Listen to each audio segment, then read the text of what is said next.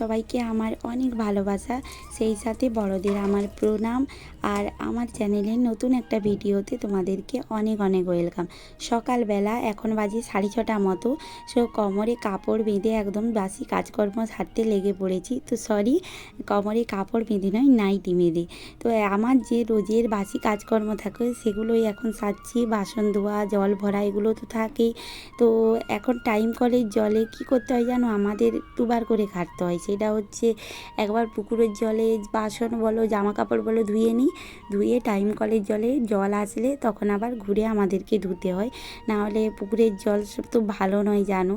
তবু পুকুরের জলটা আমাদের ব্যবহার করতে হয়, কারণ আমাদের জলের যেহেতু প্রচুর কমতি, তো তাই জন্যই পুকুরের জলটা ব্যবহার করি। তো যাই হোক, এখন দেখো গ্যাসটাকে পরিষ্কার করে নিচ্ছি। পরিষ্কার বলতে সেরকম কিছুই পরিষ্কার নয়, কারণ কালকে রাতে যেহেতু রুটি হয়েছিল, তো রুটির হওয়ার পরে আমি সেরকম গ্যাস মুছি না।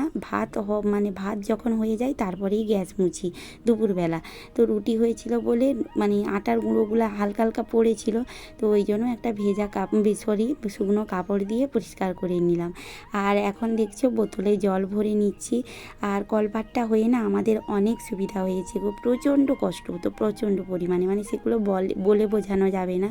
তোমরা আগেও দেখেছো আমার ব্লগে যে আগের দিকটা আমাদের কেমন লাগতো। আমার নিজেরই খারাপ লাগতো তোমাদেরকে দেখাতে, কারণ বাথরুমে যেসব কাজ করতাম সেগুলো বাথরুমে করার কাজ ছিল না।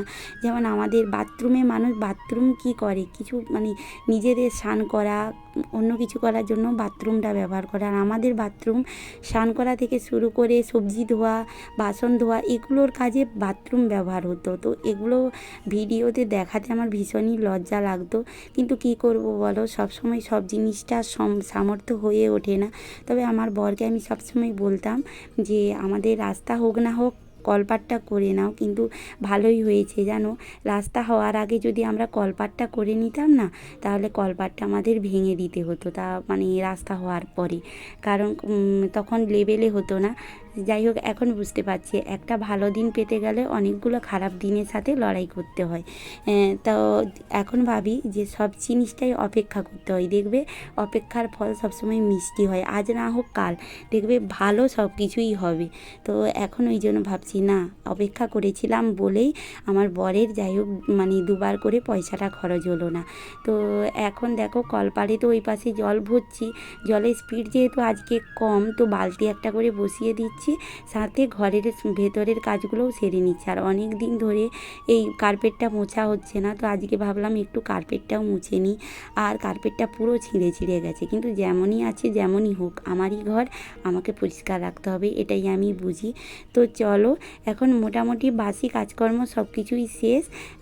এখন একটু ব্রাশটা সেরে নিচ্ছি, তারপরে মেয়েকে তুলবো। মেয়ে এখনও ওঠেনি, আর আমাদের শুতে শুতে অনেকটাই রাত হয়, কিন্তু মেয়েকে সকাল থেকে তোলার চেষ্টা করি ICDS-এ পাঠানোর জন্য, কিন্তু মেয়ে একদমই উঠতে চায় না। প্রচণ্ড পরিমাণে বিরক্তি হয়, জানি না আজকেও কি করবে।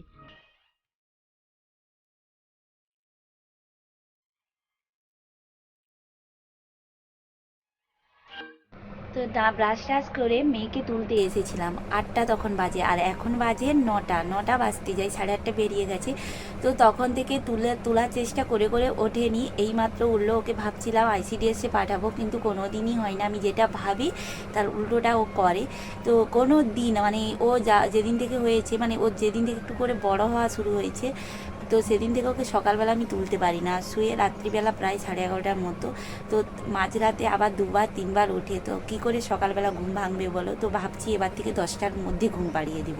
তো যাই হোক, আজকে তো যাওয়া হওয়ার হয়ে গেছে, এখন ওকে তুলে দিয়েছি। এবার ওকে ব্রাশ ট্রাশ করে ফ্রেশ করিয়ে খাইয়ে তারপরে পড়তে বসাবো।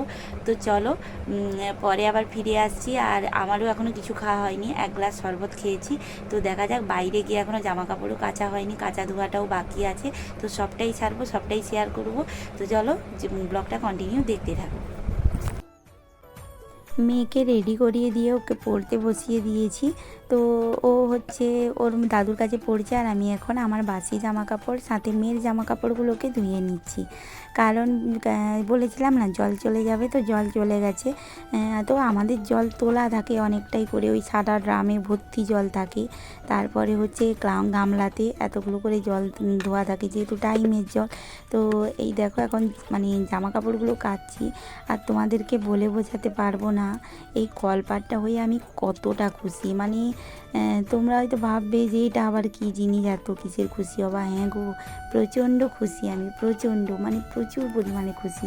এই খুশি কাউকে বলা যায় না গো। যে জিনিসটা নিজের হাতে বানানো বা কষ্ট করে বানানো হয় না সংসারে এসে, তার মর্ম সেই বুঝে যে না, সে কি করেছে আর এর মূল্যটা তার কাছে কতটা। মোটামুটি সব কিছু কাজ কমপ্লিট, এবার স্নান করতে যাব।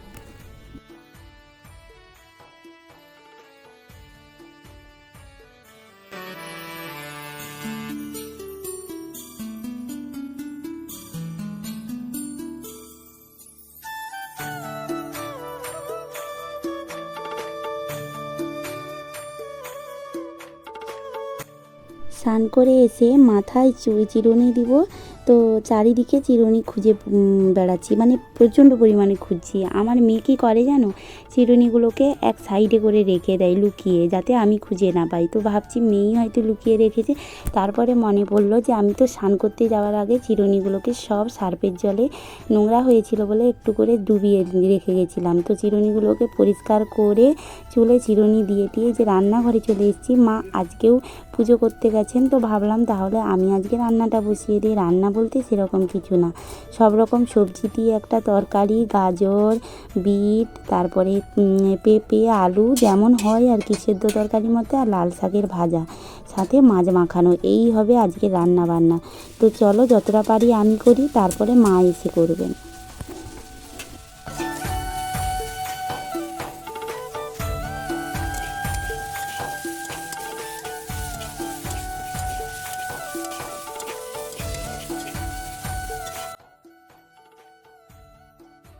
তো বন্ধুরা, রান্না অনেকটাই কমপ্লিট, তো প্রায় শেষের পথে। তো মা নিচ থেকে এসে বললেন যে তুমি চালটা, মানে এইটা হচ্ছে মুড়ির চাল, কালকে ধোয়া হয়েছে। তো মা বললেন যে এইটা তুমি বাইরে মিলিয়ে দাও, একটু ভালো করে হাত বুলিয়ে দাও, আর আমি বাকি রান্নাটা করে নিচ্ছি। তো এই জন্য বাইরে এসে চালটা হাত বুলিয়ে দিচ্ছি। আর এত পরিমাণ রোদের তাপ, মনে হচ্ছে বাইরে যে কোনো ভাজতে দিলে মানে ভাজা হয়ে যাবে, প্রচণ্ড তাপ। আর এই রোদ থেকে যখন উঠে আসবে না, পুরো চোখ টোকগুলো অন্ধকার হয়ে যায়।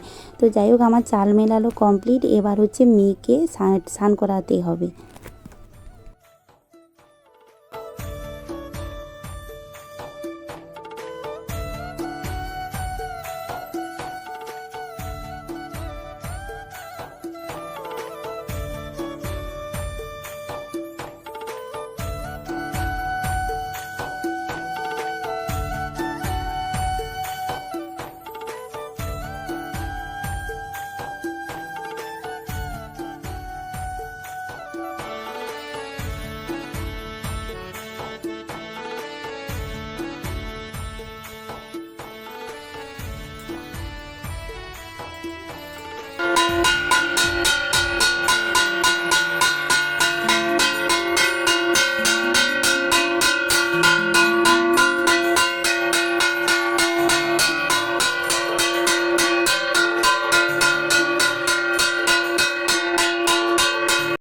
সন্ধেবেলা সন্ধে দেওয়ার পরে সবাই বসেই ছিলাম। আমার বর যাচ্ছে এখন আমার বাবার বাড়ি, মানে ওনার শ্বশুর বাড়ি।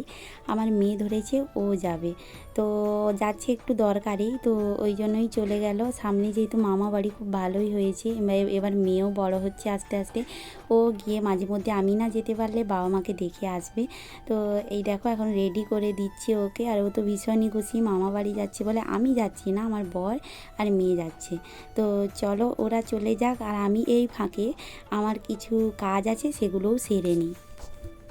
তো গুড মর্নিং বন্ধুরা, আজকে হচ্ছে পরের দিন সকালের ভিডিও। কালকে রাত্রে সেই মেয়ে যাওয়ার পরে আর ভিডিও কন্টিনিউ করিনি, কারণ আমার প্রচণ্ড পরিমাণে মাথার যন্ত্রণা হচ্ছিল। এই কিছুদিন হলো প্রচুর মাথার যন্ত্রণা হচ্ছে, কেন জানি না। তো যাই হোক, ওই জন্য আর ভিডিও কন্টিনিউ করিনি। তো ভাবলাম পরের দিন সকালে তোমাদেরকে গুড মর্নিং জানিয়ে ভিডিওটা শেষ করে দিই। তো আজকে ভিডিওটা শেষ করতে চলে আসলাম, আর এখন সকালবেলা 9টা বাজে। তো চলো আজকের মতো টাটা। সবাই ভালো থাকবে, সুস্থ থাকবে। কালকে আসছি নতুন ভিডিওর সাথে। আর ব্লগগুলো ভালো লাগলে লাইক, কমেন্ট, শেয়ার করতে ভুলো না। প্লিজ আমার চ্যানেলটাকে সাবস্ক্রাইব করে নিও। আর আমার মেয়ে চিৎকার করছে, টিভি চলছে, তাই একটু ভয়েসের মধ্যে অন্য ভয়েস আসতেই পারে, তো প্লিজ একটু কষ্ট করে শুনিয়ে নিও। তো চলো আজকের মতো টাটা।